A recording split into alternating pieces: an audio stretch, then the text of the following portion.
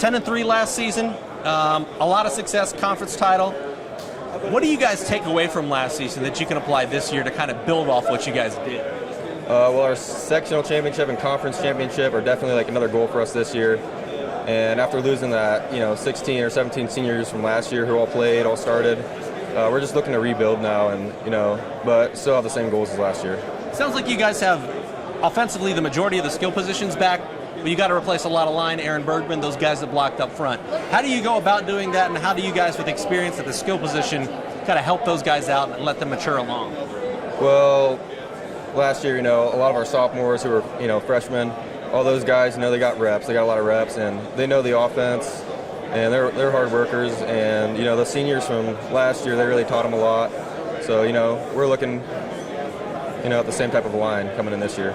Coach Ballard obviously worked with Larry Getz before, so is there much of a transition for you guys? It sounds like things are kind of, if it ain't broke, don't fix it.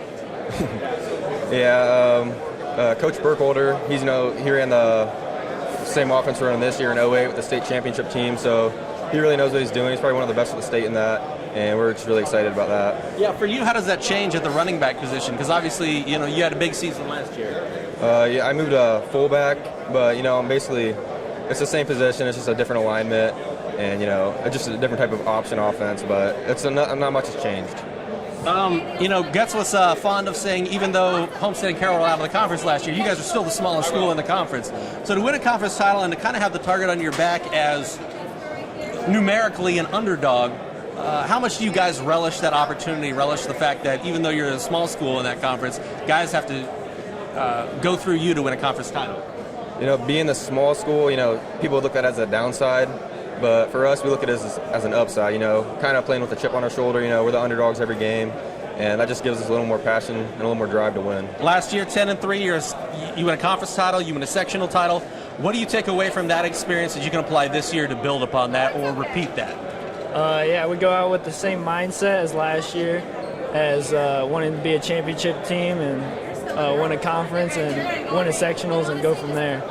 When you take a look at Coach Ballard, obviously he's worked with Coach Getz before, so it might not be a huge transition for you guys, but some changes offensively. What are you guys doing differently? Yeah, instead of having two backs, we'll have one, and we'll still do the triple option, but last year is more of like a veer. This year it's more more of a read instead of just giving it every time.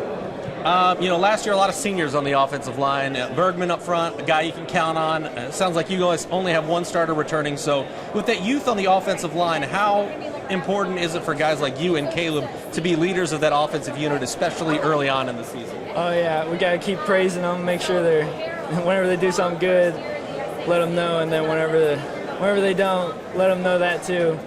And then they're starting to get a hang of it throughout the summer, so yeah, we're getting better. From now to August 19th, what is the one thing Bellmont is going to be focusing on to have a successful season? Effort and attitude. Those are the two things you can control. That's what our coaches say, so go from there. Spoken like a true quarterback. Marty Ballard, first year as the head coach of the Bellmont Braves.